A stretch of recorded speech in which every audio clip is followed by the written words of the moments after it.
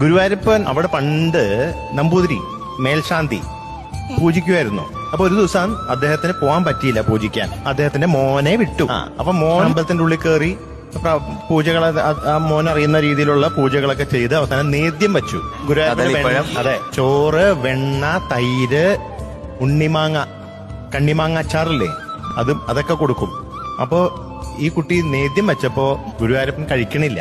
ഇങ്ങനെ കാണിക്കുന്നുണ്ട്, പക്ഷെ ഗുരുവായൂരപ്പൻ കഴിക്കുന്നില്ല.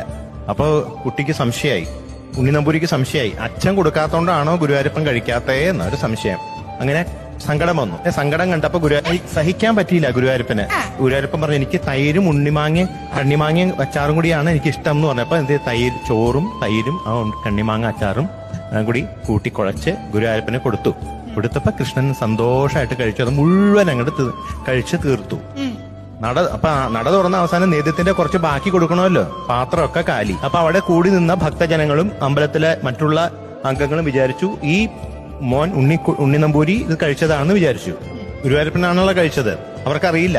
അപ്പൊ എല്ലാരും കൂടി കുട്ടി ചീത്ത പറയാൻ തുടങ്ങി. കുട്ടിയുടെ അച്ഛനെ വിളിച്ചു വരുത്തി.